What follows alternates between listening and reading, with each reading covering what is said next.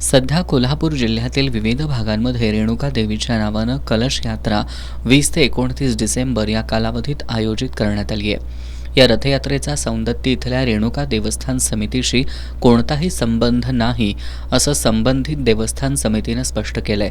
तरीही धर्माच्या नावावर अशा प्रकारे रथयात्रा काढून लोकांची फसवणूक करण्यात येतेय।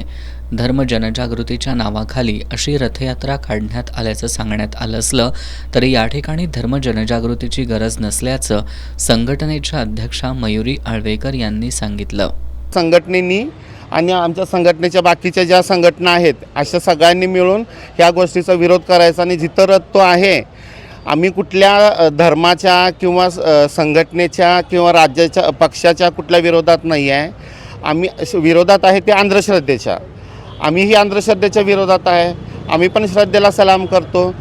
तर असा गैरसमज पासून लोकांची जी फसवणूक तुम्ही करायला लागलाय ही कुठंतरी थांबायला पाहिजे। आणि हे इकडं पाकिस्तान वगैरे ही अशी देश नाही आहेत, ही भारत आहे आणि भारतातलं महाराष्ट्रातलं हे कोल्हापूर आहे। तर इथं तरी हे धर्म परिवर्तनाच्या ह्या गोष्टी किंवा धर्म जनजागृती आम्हाला तुमची गरज नाही आहे। गरज असेल तुम्हाला जोडून इतर राज्य जे आहेत, केरळ, आंध्र तिकडची जी आहेत तिकडं कदाचित गरज असेल ती तिकडं जाऊन तुम्ही करावी। महाराष्ट्रात तुम्ही हे जे चालवलेलं आहे थोतांड हे बंद करा। आमचा विरोध राजकीय पुरस्कृत नसल्याचंही यावेळी सांगण्यात आलंय।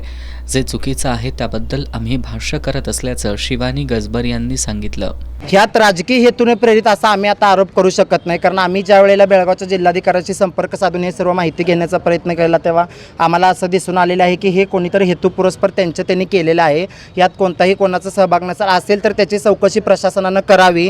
आणि ज्या वेळेला ह्याने आम्हाला बोलतात की आम्ही सर्व परवानग्या घेतलेल्या आहेत, पोलिसांनी आम्हाला परवानगी दिली आहे, माझं प्रशासनाला आव्हान आहे की जर मी एखाद्या नावाखाली एखादा बॅनरखाली जर एखादं कार्यक्रम ऑर्गनाईज करते तर प्रशासनाची जबाबदारी होती की त्याची खातरजमा करायची। आता ह्यांनी या ठिकाणी नाव घातलेलं आहे सौंदत्य रेणुका देवस्थान ट्रस्ट, तर पोलीस प्रशासनाचं सुद्धा कर्तव्य होतं की त्यांनी बघितलं पाहिजे की खरंच त्या देवस्थानांना परवानगी दिली की नाही।